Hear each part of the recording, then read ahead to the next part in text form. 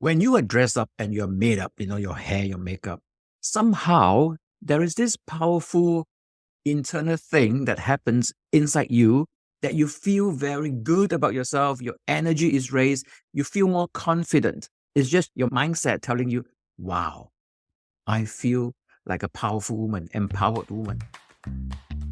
Are you ready to reclaim your life from exhaustion and expand the possibilities of what life can be?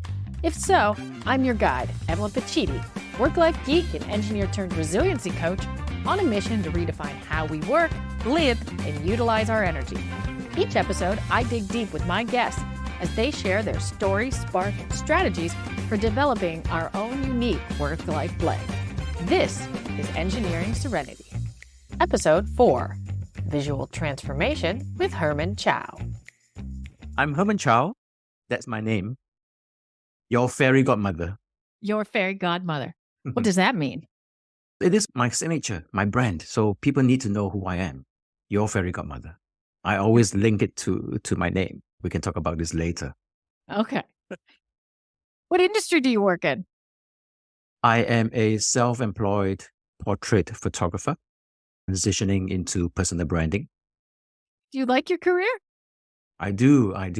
Yeah, definitely. It's my passion, photographing people. Where are you located in the world? I'm located in the Netherlands, a city called Almere. For those of you who do not know where it is about 30 minutes by train from Amsterdam. Okay. Mm-hmm. And what culture were you raised in? I'm from Singapore. So I'm Chinese, 100% Chinese. So that's the Asian culture. Do you have any history with burnout or experience with that? Yes, I did. It was I think it was 2014 with my last employer. I had burnout and I was very depressed. Were you working in a corporate environment at that time? Yes, a corporate environment. Actually, I went back to that employer for the third time. Oh. Unbelievable, right? For the third time, and then you get a burnout. Would you like me to tell you the story? Yeah, I would love that. I went back for the third time and I was doing the things that I'd been doing the first and the second time. I really enjoyed the environment. Were you working in photography at the time? No, as a hobby in the weekends. Okay. Yeah. So after working there for about, I think 1 year, the third time, my third time there was an organizational change within my department. So everything was new to me. The activities or the work that I'm doing, they are pretty new. And I really don't like that kind of work, especially the people that I have to work with, the customers, the suppliers, even some of the colleagues in my department. Okay. I can't explain why. I just don't like it. And days went by, months went by, weeks went by. I just dragged myself to work. I just cannot motivate myself to enjoy doing what I do on a daily basis. I cannot engage in those activities at work. And this was primarily due to the change in the organization and the way of working? Yes. After the change, I asked to return back to my old way of working, but it's not possible because it's a company's rule. There is a change. You just need to be resilient. You have to adapt to that and adjust yourself. So as months went by, I really became very unhappy. I dragged myself. What kind of symptoms were you experiencing? If you think back on it, did you have pre-indications that these things were coming up? No, I think it happened very naturally. I was very frustrated with myself because there were trainings by colleagues to get you on track with a new way of working. Right. But despite the trainings, I cannot absorb what has been taught. Maybe my mind is messing up with me. But I think the main thing is I just don't enjoy it. Compared to the old job I was doing. I just don't enjoy it. So I get very frustrated with myself. Why can't I just do a better job like I've been doing all the while? And then I get angry with myself. And then how do I describe that? And then I had suicidal thoughts. Oh, Yeah, I really wanted to end my life. But this happened like 6 months, 7 months down the road. just due to the inability to adapt to the Yes. changes within the work environment? Yes. And also not liking the people. Okay. But it sounds like it had also triggered an internal dialogue with yourself about your inability to adapt. Could be. Or maybe I refuse to adapt. Interesting. Yeah. That was my sign, probably. Ooh, sign? Sign for what? Maybe it's telling me that I should leave that environment Okay. since I don't like it, but I ignore it. Yeah. Because I wanted to improve myself. I wanted to adjust myself to that environment, Mm-hmm. but I just can't. I cannot explain why. I just cannot. It happened the way it was. So when I went home, I don't talk at all. I don't talk with my partner. And then when I talk about my thoughts to him, he told me something. He said, because his mother was a very depressed woman. Mm. So the way I talk, it's very similar to the way his mother talked. And immediately says, oh my God, you have to see a psychologist. This is not healthy, the way you talk. Your depression is killing you. So I arranged to see a psychologist. All right. But there was one day at work, I was so frustrated with myself that I went down to the car park basement and I just disappeared without telling anyone, without telling my manager, my colleagues. I just disappeared. I was working on my computer at my desk and I just disappeared. I think it was during lunchtime. I just sat at the staircase, the basement car park, and I started crying. I think I sat there for 1 or 2 hours and then colleagues noticed that where's Herman? And they started to look for me. And then someone found me at the basement. And so we had a talk with the management and they say, I think we have to refer you to see the company's doctor. I was very reluctant to see the company's doctor, but it has to be done because they want you to get well. But in my mind, company's doctor, they are always citing the employer. That's why they call company's doctor, right? So I'm seeing two professions separately. One is a psychologist for my depression. As a personal thing. And then I went to see the company's doctor for the burnout. Did they identify it as burnout at that time? You said it was 2014. Yeah, the doctor, yes. Because he asked a lot of questions. Yeah. And to my surprise, he was on my side, the company's doctor. Yeah. He was very supportive. And at that time, I don't know what I could do because going to the psychologist and the company's doctor, it doesn't seem to be working for me. What does working for you mean? What were you expecting to happen? That means my mental health is not improving. I am Okay. still thinking, I'm still stuck in that rut. Okay. You're still having the negative thoughts. Mm-hmm. Do you have any physical symptoms at this point, or is it all really just the mental self-talk? All mental. Okay. Mental. Did you have changes in your moods or the way that you reacted with other people? Not so obvious, but sometimes when the colleague asks you to do something, I just ignore them on purpose, but not very often. Yeah. So at that time, I happened to come across a very established photographer online. And I was very drawn to her work. She is a portrait photographer. She emphasized printed photographs with your loved ones. And when she said something like that, I just remembered my father who died many years ago. I don't have many printed photographs together with him. So that was like an aha moment. I said, oh my goodness, I don't have photos of my father. Why don't I give this gift to people, telling people that they need to have photos taken with their loved ones before something happens or before it becomes too late. So that's the trigger moment. I told myself, okay, maybe I should just quit my job and become self-employed. Oh, that's a big step It from. was because, like I said, that was an aha moment because I was stuck in that rut, that rabbit hole. I couldn't get out. So even though if I push myself back to work, I don't think it will help, Mm. despite going to the company's doctor. But psychologist is a different thing. Um, so the only way out is to leave the environment. Otherwise, I burn myself to death.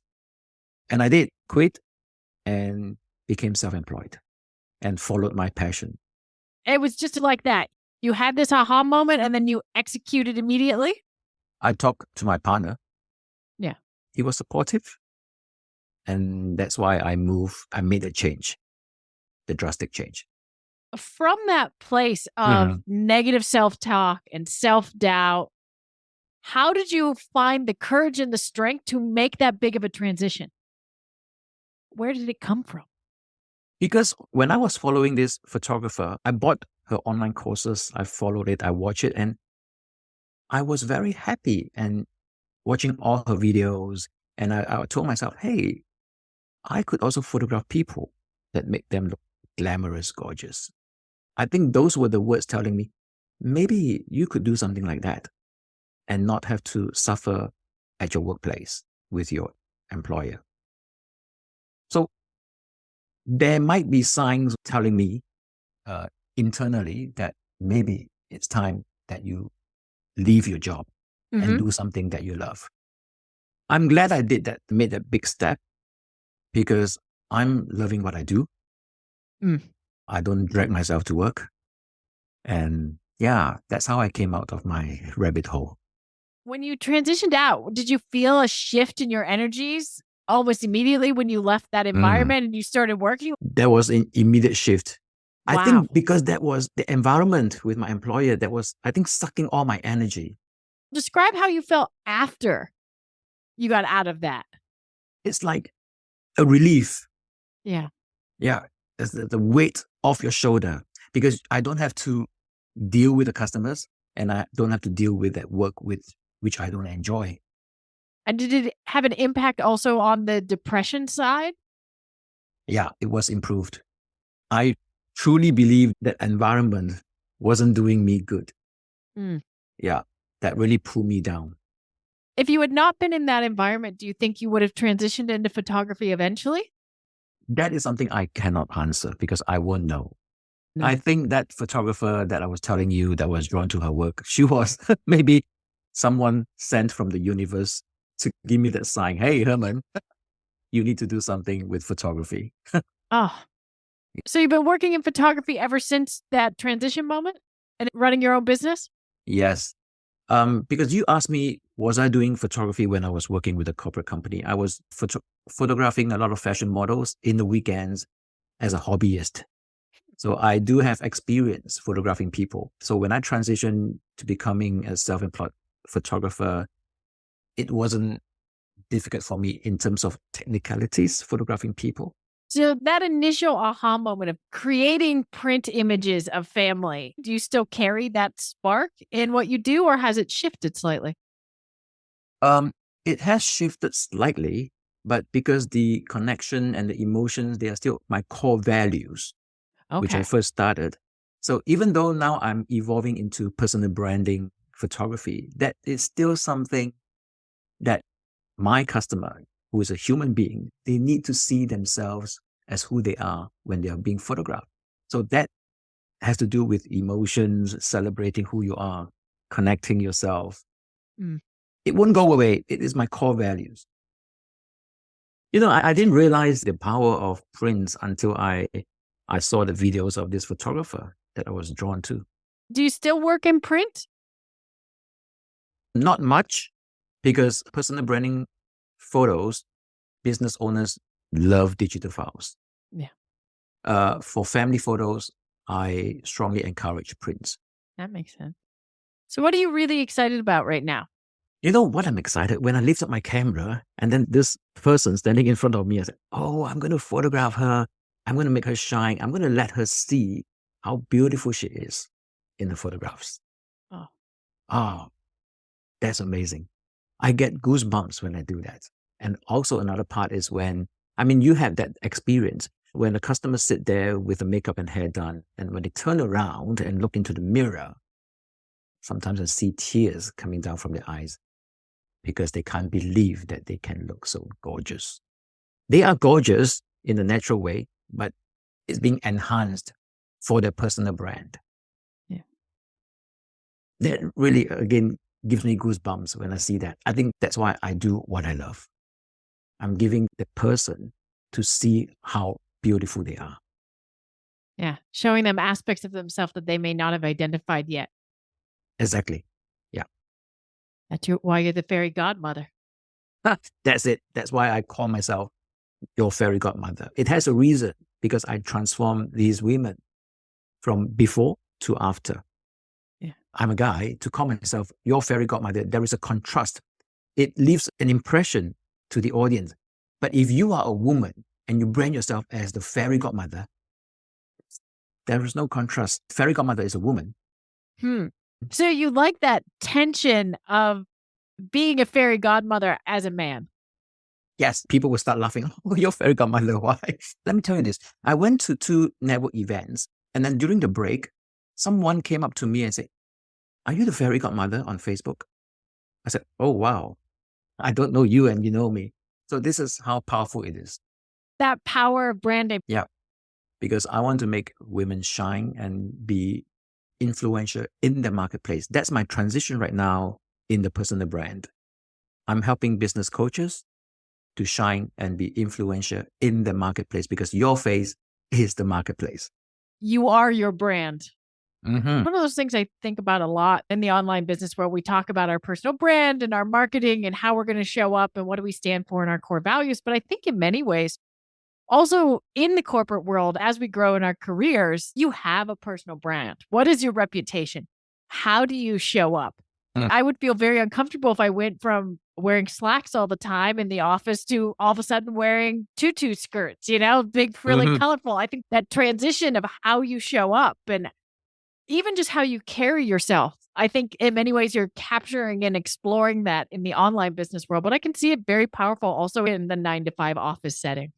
Yeah, like you said, everybody has a brand without you knowing it. And just yesterday, I was talking to a personal stylist who lives in Copenhagen. Her way of dressing, I've noticed on Instagram, is very luxurious, very elegant, classy.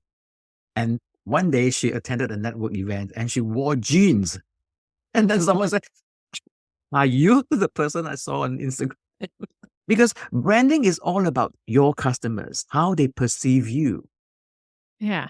So it has a lot to do with your audience. So when you're working with your clients and you're creating that transformation, not only are you transforming their look, are you also working on the transformation of how they're showing up, how they're perceived, transforming the perception? When you are dressed up and you're made up, your hair, your makeup, somehow there is this powerful internal thing that happens inside you that you feel very good about yourself. Your energy is raised. You feel more confident. Even I don't have to do anything. It's just your mindset telling you, wow, I feel like a powerful woman, empowered woman. Where do you think that comes from? I don't know. It's something inside us. Like you go into a new house or home. Wow, you feel, wow. I think you have that experience. Yeah. Or if you buy a new watch, you've been wearing that watch for 20 years and you buy a new one, you feel very different. And that's why I always advise my customers to go shopping for new clothing and not find something in your wardrobe. Because when you go to your photo shoot session, you feel different when you wear something new. Yeah. But when answering your question, in my transition to personal branding, I would help my clients to really discover what their archetype brand is. And then from there, to use the right voice to tell the story and to use that archetype to dress themselves up for them to shine on the red carpet. I'm really intrigued by this energy shift you were talking about that happens with your clients when they put on new clothes or when they do their makeup. What about you? Did you have an energy shift after your makeup and hair were done? In some ways. I think I had more of a shift when I looked at the photos later. For me, the thing that was really interesting is, so for a little background, And when I worked with Herman, we did 4 different looks, and there was a phase 1 with one set of hair and makeup, and then a phase 2 with a different set of hair and makeup that was a little more intense and pumped up. And it's interesting as I saw the photos and I looked back at them, watching my transition through the day and shift in energy and shift in comfort levels. Like the first couple, they were there, but I was more meek and I was reserved. Things felt more forced. And by the time I got to the third outfit, and I think the clothes really made a big impact there. Those were new clothes that I bought, although the second outfit was also new clothes. I think the clothes just really aligned with who I was. I felt extremely comfortable in those shoots. I didn't feel like I was putting on or had to show up in a different way. And then in the end, when I looked at those shots, I basically picked all of them and used them. Everywhere you look in my branding, I'm always wearing a yellow sweater because the yellow sweater is my favorite. And now I can't wear it anywhere because I panic because it's the only thing I have in my brand. You say the word, there is a shift. Whether it's a minute shift or a major shift, there is a shift. Yeah. Definitely there will be a shift. Something I've observed is that usually your photo shoot takes place at 10 in the morning. Yeah. The first set of clothing, usually all of my clients will feel very uncomfortable. It's only after lunch when they come back with in the second outfit or the third one, they feel very comfortable. That was definitely my experience as well, is that after lunch was a very different feel to the whole thing. Yeah. So talking about this shift in energy created by adjusting how we show up, is there a mini experiment or something that you can give to the audience to play with to help them feel that shift? Okay. A shift in energy, I associate that with raising your vibration, raising your energy. Let me give you one example you can practice. If you give presentations, all right, to an audience, you will practice at home. You write a script, you practice, and you practice maybe in your pajamas, your home clothing. Yeah. Try wearing something new as if that you are really on stage presenting to the audience, and you see how your frequency is being raised. And do makeup, really. And don't pick an outfit from your wardrobe that you have worn for 10 years. Pick something pretty new, maybe you have worn once or twice. It makes a difference. Again, I can't tell you why. It does make a difference. I can hear it. I can see it in you. You're like, it makes a difference. You have to try it. Yeah, it does. It does. That's a very nice, approachable example of when you're practicing for something. Consider also how you're physically preparing yourself, how you're showing up in your clothes and everything else, rather than just waiting for showtime. Yeah. Yeah. Because you are prepared with your clothes, with your makeup, with your hair, even in your high heel shoes if you want. I cannot tell you how powerful that is. Once you raise your frequency, wow, you're on top. That gives us lots of good things to think about. I would like to wrap up today's conversation by asking you my final 5 questions that I ask all my guests. I'm very curious. So, Herman, what is your definition of wellness? Wellness to me is taking care of yourself, nurturing yourself, and be healthy and eat healthily. Yeah. Mostly in the body or also in the mind? Everything. Everything. So physically, mentally, spiritually, that's wellness. And once in a while, go to the spa. Have a nice massage. Oh, yeah. That could do wonders for the system. Yes. That's a good lead way into the next one. What's your favorite way to recharge during the workday? Oh, I'll go for a walk in nature. That is my recharge. Yeah, because it works wonders. When you walk in the woods, you see a lot of trees, you smell the leaves. It gives you another different vibes. And it's pretty healing. Whether you know it or not, it's healing. And that's recharging your energy. If you could master one skill instantly, what would it be? How to communicate with people well. Is that a skill? I think it's a skill to be learned. I'm still learning how to communicate with people because I'm a very shy person. Do you feel like that hinders you in different ways? Yes, definitely, especially when I first started. Okay. Because, if I meet you the first time, I want to shake your hand. Evelyn, nice to meet you. I will tremble because I'm not used to speaking to strangers or even to my relatives or family. I get scared. Do you find that it's easier to show up, for example, behind a video camera making a social media post or content than it is face to face? For example, I see you make content on how to pose. You always come off very confident and approachable. So your statement of being shy, I find surprising. Thank you. There's a lot of hard work to do behind the scene to overcome that obstacle. Of course, it's easier if you do not show your face. I think the easiest is to write a text post. People don't know who you are. They just read your text. That's the easiest. Yeah. But you have to overcome those obstacles if you want to build up your brand, and you need to show yourself. Show your face. Yeah. Can you imagine if you walk into a retail shop and then the owner talks to you behind the curtain? You know, he or she doesn't show her face or his face, but talk to you behind. How would you feel? Yeah. It's the same thing. It just gives you the heebie-jeebies. Yeah. What are you geeking out about right now? What? Geeking out. What are you passionate about? What is the thing that you're like, oh, this is really interesting. Let me dig into it more. Oh, I want to dig into AI. Oh. It's very interesting, right? I mean, they say, is AI the end of creative people? I don't know, but I find it very interesting, especially with those apps. Which apps? Those apps that can transform your face into, whatever it is. Is there any particular tool that you're exploring the most right now that you're having the most fun with? I think the ChatGPT is pretty cool. They can help you write a text. Sometimes you just, you don't know what to write, and then you just type a few words, and then they give you a very beautiful text. Of course, you need to edit it to your own style. Right. Have you done any exploration with the image generation stuff?